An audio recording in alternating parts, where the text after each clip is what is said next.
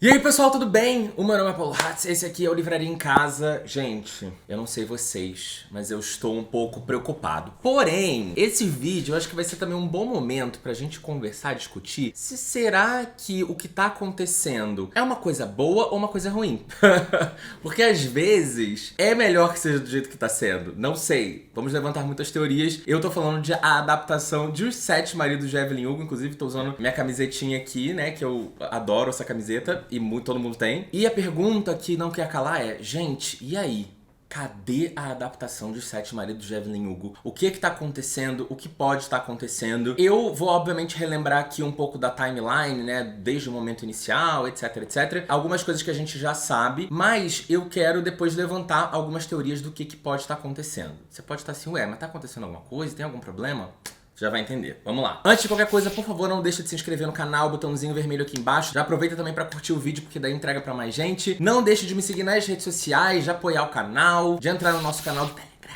Enfim, aquilo tudo que vocês já sabem. Bom, vamos lá. Como eu falei, vamos então começar um pouco na timeline pra todo mundo estar dentro da mesma página e entender o motivo da minha preocupação, que não é só minha, é de muita gente aí que tá rolando aí nessas internets. Bom, o livro Os Sete Maridos de Evelyn Hugo, um dos meus livros favoritos da vida, inclusive se você não assistiu, eu fiz um vídeo falando dos meus 10 livros favoritos da vida no ranking, e esse livro aparece lá no ranking. Ele foi lançado em junho de 2017, mas quando o livro foi lançado, ele não teve uma explosão tão forte, ele não teve um crescimento tão forte como, por exemplo, até Daisy Jones and the Six, que teve um crescimento, um sucesso mais exponencial e mais rápido. Aqui no Brasil, se eu não me engano, Evelyn Hugo chegou em 2019 pela Paralela. E eu acho que, né, todo mundo que tá me assistindo aqui já sabe, mesmo as pessoas que não leram, sabem que é a história de uma senhora ali nos seus 70 e poucos anos que entra em contato com uma jornalista super jovem e vai dar uma exclusiva pra ela, onde ela vai basicamente contar a vida dela inteira, né? Ela é uma atriz muito premiada, muito famosa,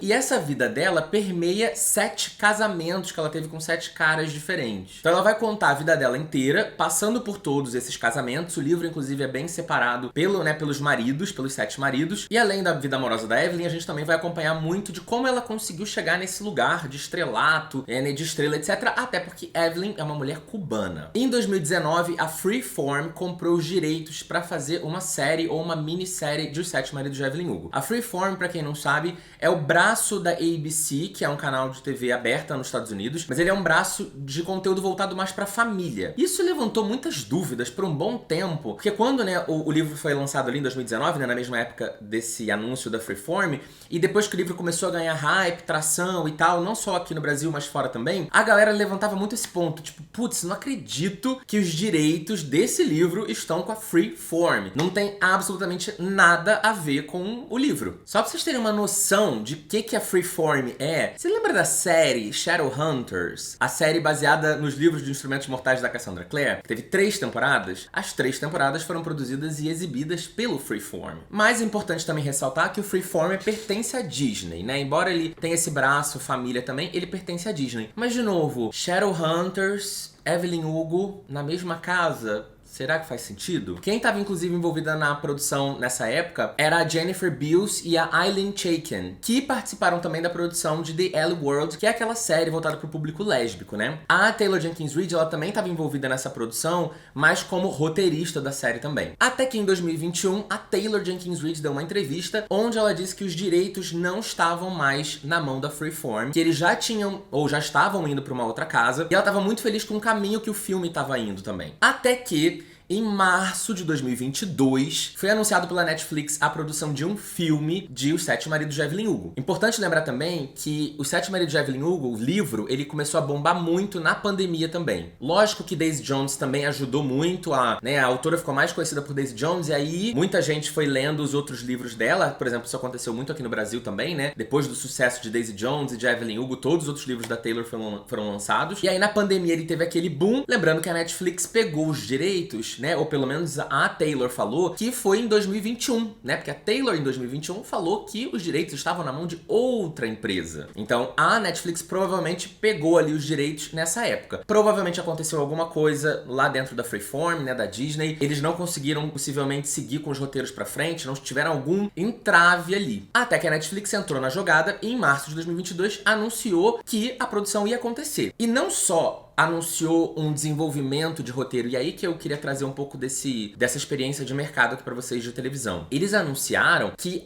o filme já tinha recebido o que eles chamam de green light, que é, ou seja, luz verde, sinal verde, né? Quando você tá num semáforo de trânsito e acende, né, a luz verde pra você seguir. É como o mercado sempre chama quando um produto é aprovado pra sair de roteiro e virar um filme ou uma série. Então, assim, meio que ali, quando a Netflix anunciou, a gente entendeu que, bom, o negócio vai mesmo sair do papel. Temos um green light. Quem foi anunciado também pela Netflix pra escrever os roteiros do filme foi a Liz Tegeler. E a Liz, ela, por exemplo, se envolveu na adaptação de Little Fires Everywhere, ou Pequenos Incêndios por Toda Parte, que é o livro da Celeste Ng e que virou uma série na Hulu. Inclusive, quem fez parte da produção executiva dessa série foi a Reese Witherspoon, por causa do Clube da Reese. Inclusive, fazendo uma pequena pausa aqui sobre o Clube da Reese Witherspoon, pra relembrar a todos, eu acho que todo mundo já tá sabendo, mas de novo dizendo aqui, porque já teve um vídeo com o Felipe Neto recentemente, mas vai começar oficialmente os trabalhos do Clube do Livro FN, que é o Clube do Livro, né, que foi organizado pelo Felipe Neto. Se vocês não assistiram o nosso vídeo juntos ainda, que saiu na semana passada, por favor, vá lá assistir. Eu já expliquei basicamente como a gente resolveu toda aquela questão que aconteceu há 1 mês e meio atrás, mais ou menos. E eu me envolvi muito nesse projeto com o Felipe porque eu realmente acreditei nele, né? É muito importante todo mundo saber que ele não é só um clube do livro nesse normal, que as pessoas leem e aí rola uma discussão no final da leitura, né? A proposta é que ele realmente seja uma plataforma de conteúdo. Vão ser vários vídeos de vários criadores diferentes. São 3 criadores literários, né? Eu, a Dayara Martins e a Isabela Lubrano, do Ler Antes de Morrer. E vai ter o Fred Coelho, que é um professor doutor em letras, falando também toda a contextualização, né, histórica do primeiro livro do mês, que, por exemplo, vai ser Fahrenheit 451, uma das grandes ficções científicas clássicas que eu já li e vou reler. E agora não só eu vou ter um vídeo dentro do clube, mas eu vou ter 2 vídeos dentro do clube. Então vai ter bastante conteúdo lá dentro também. E se você quiser fazer parte do clube, eu vou deixar o link aqui na descrição de todos os vídeos a partir de agora. Assinem por esse link que o Livraria em Casa recebe uma comissão, além de tudo, né, do todo o meu trabalho que eu faço pro clube. E, inclusive, se você fizer assinatura anual, o valor mensal sai bem mais barato do que se você fizer o valor avulso, né, que todo mês você tem que ficar pagando. Então pense nisso, dê uma olhada no site que tá aqui na descrição do vídeo e aproveite. Voltando, então, depois que a Liz, né, foi anunciada como a roteirista do filme, e lembrando que a Taylor, ela vai fazer parte como produtora executiva do filme também, eles anunciaram a Leslie Headland como diretora do filme. A Leslie, por exemplo, ela dirigiu Boneca Russa, ela criou e dirigiu Boneca Russa, né, também da Netflix. Esse anúncio da Leslie aconteceu em 2023, eu me lembro muito bem, foi em junho de 2023, eu me lembro muito bem. Eu tava dirigindo na hora que anunciou, uma amiga minha me avisou e falou: Paulo, fica de olho que vai sair uma notícia muito importante aí no seu Twitter em breve. E aí eu fiquei ali, né, já olhando, e aí quando saiu, a gente, né, compartilhou, comunicou a todo mundo, e ficou todo mundo meio que animado, assim. Eu não conheço muito a Leslie, eu até assisti Boneca Russa, mas eu não tinha uma opinião, assim, nossa, Boneca Russa era muito bom, mas eu sabia que era legal, assim, não era muito meu senso de humor, mas era legal. Mas a gente falou, bom, o negócio tá andando. Embora tivesse demorado muito, né, porque o anúncio, tecnicamente a Netflix entrou aí no negócio dos direitos, possivelmente 2020 ou 2021, só anunciou em março de 2022, mas a gente só ficou sabendo quem era a diretora do filme em junho de 2023. E aí, junto com isso tudo, começou, obviamente, a discussão de quem que vai, qual vai ser a atriz que vai interpretar a Evelyn, quem vai interpretar a Cília, quem vai interpretar os homens e tal. E aquela outra coisa, né? Como o livro, ele é contado pelo ponto de vista de uma Evelyn bem mais velha, e ela vai contar a vida dela desde que ela era basicamente uma adolescente, né, até os dias atuais, eu acho que seria muito difícil uma mesma atriz fazer ela em todas essas fases. Então talvez precisasse de 2 atrizes, uma atriz mais velha, uma atriz mais jovem. Enfim, a gente ficou ali, todo mundo, levantando um monte de teoria. Por exemplo, Ana de Armas foi sugerida como uma possibilidade, a própria Sofia Vergara, várias mulheres, inclusive de origem latinas, né, foram levantadas. Inclusive, aconteceu muito de atriz fulana de tal foi seguida pela Taylor Jenkins Reid e seguiu a autora de volta. E aí ficou todo mundo muito animado. E, por exemplo, uma das que também foi muito cotada foi a Jessica Chastain. Ela foi, inclusive, entrevistada pelo Andy Cohen no Watch What Happens Live, que é um programa famosinho lá da Bravo, nos Estados Unidos. E ela falou, né, ele levantou esse ponto do tipo, você sabe que muita gente fala que você seria uma ótima escolha pra fazer a Cília St. James, né? E ela ficou assim, tipo, o que você acha? Você já foi convidada? Como é que tá acontecendo? E ela falou que, cara, se chegar um roteiro legal na minha mão, eu tô super aberta a fazer. Isso foi no começo de 2023. E aí começaram todas as coisas do tipo, meu Deus, a Jessica vai se envolver, será que vai se envolver? Aquela treta toda. Até que depois de um tempo, em 2023, ela meio que deu um balde de água fria nos fãs. E ela falou, gente, não vai rolar, tá? Não existe a menor possibilidade possibilidade de rolar. E outra coisa que começou a acontecer também, a Jessica, ela é uma atriz da Broadway, e as pessoas começaram a levar o livro pra ela autografar depois que ela saísse do musical, né? Acontece muito isso. Eu, por exemplo, né, já fui num musical por causa da Sarah Bareilles, que é a minha cantora preferida, uma das minhas cantoras preferidas, e ela fazia uma série Waitress, você fica do lado de fora, e o ator sai ali, né, o cantor e tal, você pega autógrafo, e eu consegui falar com a Sarah pela primeira vez, pela primeira e única, dessa forma. Então isso acontece muito, e as pessoas levavam a Evelyn Hugo pra ela assinar, e ela assinava, até que ela decidiu parar de assinar, e ela começou a dizer não pras pessoas, e isso meio que caiu na internet, com aquele climão e tal, e ela depois deu uma entrevista pro E! Se eu não me engano, onde ela fala que não me sentia bem, porque assim, eu não tô envolvida no projeto. Ela falou, inclusive, eu não tô dizendo que chegou nenhum roteiro ruim na minha mão, eu só não estou envolvida no projeto. Eu acho que alguma coisa aconteceu aí pra ela, tipo assim, não se sentir muito à vontade de assinar. Talvez tenha rolado algum tipo de conversa, alguma negociação, talvez não tenha sido algo muito positivo pra ela, sei lá. E ela quis ele meio que se desvencilhar, até pra ela não ficar, tipo assim, a marca, né, Jessica Chastain, ficar sendo usada em relação a um filme que talvez não vá tê-la no elenco, né? Outra coisa que foi dita em março de 2023, a gente ainda tá em 2023 aqui, a gente ainda não saiu de 2023. Outra coisa que foi dita em março de 2023, a Taylor Jenkins Reid e a Liz, né, que é a roteirista do filme, falaram que o roteiro estava pronto. A Liz, inclusive, ela deu uma entrevista dizendo que foi muito gostoso de escrever o roteiro, que ela ficou muito feliz com o roteiro, que ela se sentiu realmente lendo o livro de novo, que ela entregou pra Taylor, que a Taylor fez algumas alterações e algumas sugestões. Elas chegaram num documento final e entregaram na mão da Netflix. Isso que foi dito. De junho de 2023 até agora, não temos mais nenhuma resposta, nenhum rumor, nada. Só pra vocês terem uma noção, existe uma página no Twitter que se chama Evelyn Hugo Updates, que é uma página gringa que eles criaram em fevereiro de 2022, ali na época que a Netflix anunciou, e eles iam, né, colocando ali teorias, coisas e tal, e a ideia era ir contando pra gente o que tá rolando. Agora, em junho de 2024, eles fizeram um post dizendo: hoje completa um ano que a gente não tem nenhuma notícia sobre a produção do filme de Os Sete Maridos de Evelyn Hugo. E aí até eles abriram uma enquete perguntando: você acha que a adaptação foi cancelada? E 77% das pessoas acham que sim. E aí agora que a gente já falou os dados, né, eu queria trazer um pouco de teorias, pensamentos. Gente, não tem nada certo aqui, tá? Eu vou teorizar coisas, etc. Por já ter trabalhado na empresa, por já ter trabalhado nesse mercado, por já ter visto, inclusive, algo similar acontecendo com a seleção. Não sei quem lembra, eu fiz um vídeo, não sei se foi no ano passado, eu acho, em que eu fazia isso, né? Contava mais ou menos o que tinha de novidade da seleção até o momento, porque a Netflix também anunciou um filme pra seleção, e esse anúncio aconteceu em 2020, eu lembro que foi o primeiro ano da pandemia, foi por isso que eu fiz o projeto de Lendo a Seleção inteiro aqui no meu canal, que foi ótimo, porque foi um dos vídeos que fez o meu canal crescer, uma das séries, né, que fez o meu canal crescer. Mas a Netflix comprou os direitos, fez tudo, todo mundo anunciou, gente escrevendo roteiro, diretor, lá.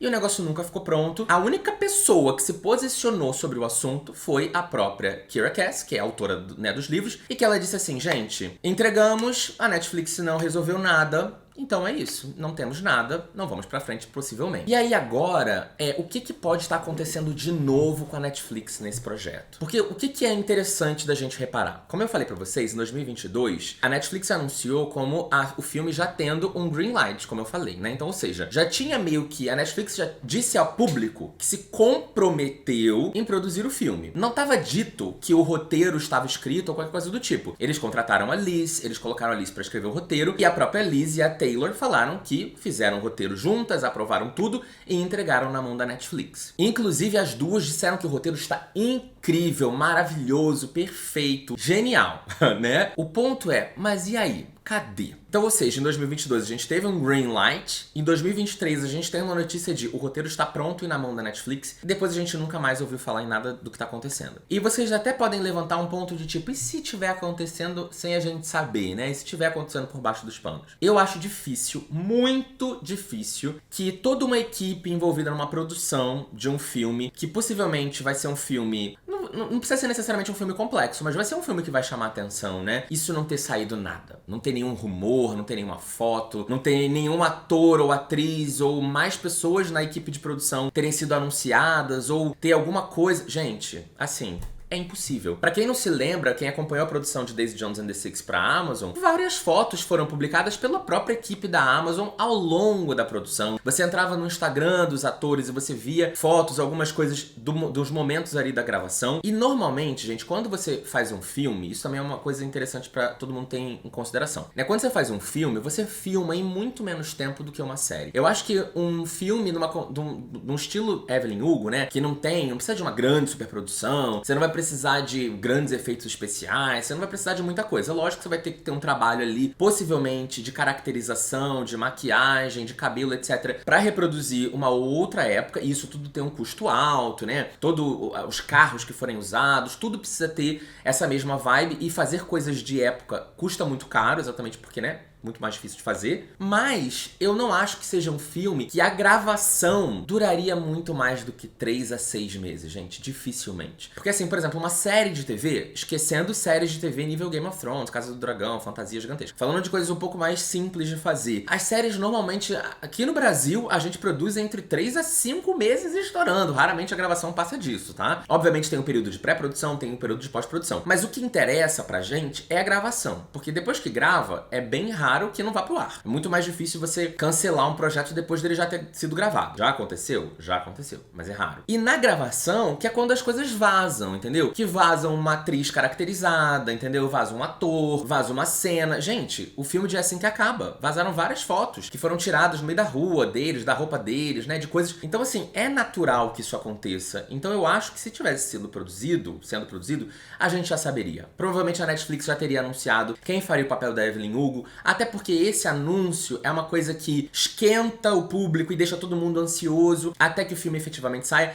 Eu nem tô dizendo que tá demorando muito pro filme ficar pronto, se efetivamente o filme estivesse sendo feito. Então, tendo sido anunciado em 2022, faz sentido que a gente em 2024 ainda não tivesse tendo visto ele pronto. Mas ao mesmo tempo, pensando nessa timeline, pensando na minha experiência de televisão, eu acho que esse ano teria que ser o lançamento. Talvez pro final do ano, pra dezembro, pra novembro. Mas assim, possivelmente dentro de 2024 faria sentido. Ou pelo menos agora a gente teria tipo algum teaser, alguma coisa, uma data de lançamento. A gente não tem nada. E lógico, a Netflix, ela faz mesmo um mistério. Liberar a data é uma coisa que normalmente eles liberam com menos tempo de antecedência. Não é igual cinema mesmo, né? Que você anuncia com 1 ano de antecedência. Ah, e o filme vai sair em dezembro de 2025. Não, normalmente na Netflix eles anunciam com um prazo um pouco menor. Então, tipo, daqui 3 meses, 4 meses, é meio que por aí que eles geralmente falam sobre. Mas eles vão liberando informações, né? É natural que libere. Mas até agora a gente não tem nada. Então, existe sim, tá? Uma possibilidade bem grande da Netflix não ter gostado do roteiro. Talvez o roteiro que a Taylor e a Liz entregaram não tenha sido o roteiro que a Netflix esperava encontrar. E talvez eles não estejam conseguindo chegar num acordo. Ou existe alguma relação, uma questão orçamentária. No caso de A Seleção, eu senti que não foi uma questão orçamentária, tá? Eu não sei, não tenho informação nenhuma privilegiada, gente. Eu não trabalho na empresa há mais de 3 anos. Mas assim, eu senti que eles não chegaram em algum acordo criativo ali dentro. E eu acho que talvez em Evelyn Hugo tenha o mesmo problema. Ou realmente a escalação pra esse filme, né? O casting desse filme esteja sendo muito difícil de fazer. Mas, de novo, acho difícil que seja por uma questão orçamentária. Acho mais fácil que seja eles não estarem achando as atrizes ou os atores ideais, ou a equipe ideal, ou a caracterização ideal, tudo que seja necessário. Possivelmente o roteiro deve ter vindo um roteiro, se veio como livro, é um roteiro que demanda toda essa caracterização que eu já falei sobre. Isso tudo tem uma complexidade, mas a Netflix já fez e faz isso direto, né? Não é como se a Netflix nunca tivesse feito séries ou filmes de época, pelo amor de Deus. E eu senti, que eu até falei aqui agora quando eu falei que, né, a Taylor deu essa entrevista com a Liz dizendo: o roteiro está pronto, maravilhoso, entregamos na mão da Netflix. Eu sinto um movimento muito estratégico e inteligente, algo que Kiera Cass tentou fazer também com A Seleção no passado, que é deixar muito claro pro grande público e pra imprensa que a bola está na mão da Netflix. Então, do tipo assim, não me encham o saco. Encham o saco deles, até porque eles é que tem a grana. O filme só vai pro ar se a Netflix quiser. Então não adianta pressionar a Taylor, não adianta pressionar a equipe de produção. O que interessa é pressionar a Netflix. Mas por tudo que eu procurei e pesquisei, não tem nenhuma nova informação. Agora, por exemplo, outra adaptação que foi anunciada da Taylor ali também por 2021 ou 22 foi a adaptação de Malibu Renasce. E pro Hulu. E quem vai fazer Malibu Renasce também é a Liz, que também que escreveu esse roteiro de Evelyn Hugo. Outra adaptação que também não tem muitas informações, não andou muito pra frente, ninguém tá falando muito sobre. E além disso, a Taylor também está envolvida na produção de Carrie Soto Está de Volta, que aparentemente vai virar um filme de cinema, etc. Uma produtora comprou os direitos e começou a trabalhar ali no desenvolvimento. O ponto é, e aí galera, o que tá acontecendo? A única coisa em relação a todas essas produções é a Taylor. Será que a Taylor é o problema? Eu não sei. Eu acho que realmente, no caso de Evelyn Hugo, que eu acho que tá mais avançado do que Carrie Soto e Malibu, ou pelo menos era o que parecia, né? Já tem diretor e tal. Aparentemente, o que pode estar acontecendo ali é uma dificuldade artística ou até mesmo uma dificuldade de agenda. Porque às vezes a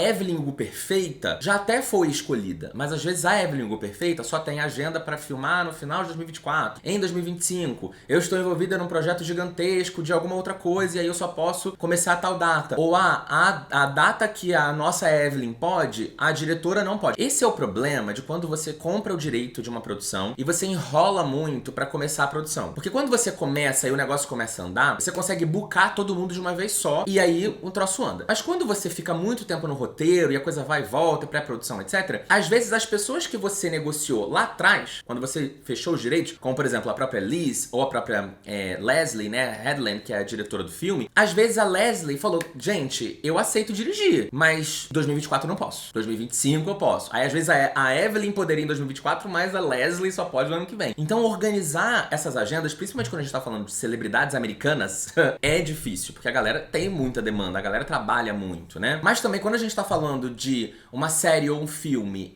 de época, né, e tem toda essa caracterização, a pré-produção, ela costuma ser maior ainda. Pra vocês terem uma ideia, por exemplo, aqui no Brasil, a gente, em geral, pra uma série de televisão, a gente faz uma pré-produção de 2 meses, de 3 meses, dependendo da complexidade. Pode até ser em menos tempo, tá? Filme tem muito... Eu já fiz muito filme que faz pré-produção em 1 mês só. E a pré-produção é basicamente contratar a equipe inteira e começar a tocar o figurino, começar a tocar a maquiagem, começar a tocar vários testes de coisa, luzes, testes de luz e compra passagem, vai ter que fazer hospedagem, vai ter que viajar, não vai... Todo esse trabalho de organização da produção, para que quando comece a filmar, tudo esteja resolvido para só filmar, né? Então a pré-produção é essa loucura, esse desespero, e que pra um filme ou pra uma série de época é muito mais complexo por causa disso. Aí o ponto todo que eu levanto aqui nesse final desse vídeo pra você é: você acha bom se a série cair, o filme morrer, né? Do tipo, eu não confio na Netflix, ou você ainda quer que a Netflix produza esse filme? Porque também tem toda a discussão de que Evelyn Hugo não deveria ser um filme. Eu também acho. Deveria ser uma minissérie. Talvez isso esteja sendo um grande problema. Finalmente a ficha esteja caindo da galera entender, gente, não dá pra contar essa história em um filme de 2h30, 3 que seja. Não vai ficar legal. Eu acho que faria muito mais sentido se a gente fizesse uma minissérie que fosse dividida em 7 episódios, sei lá. Mas assim,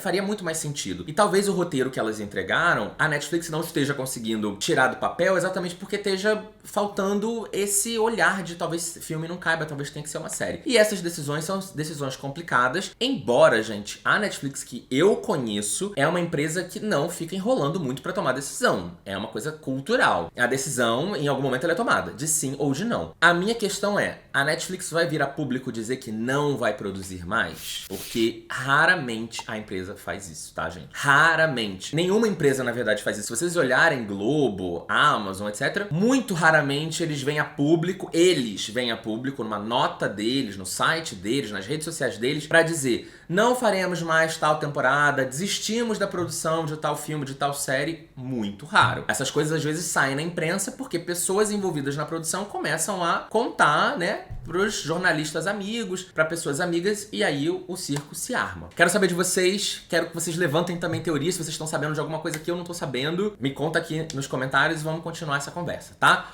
Por favor, não deixa de se inscrever no canal, de me seguir nas redes sociais, de assinar o Clube do Livro FN no meu link que tá aqui na descrição. E aí, beijo, até a próxima. Tchau, tchau.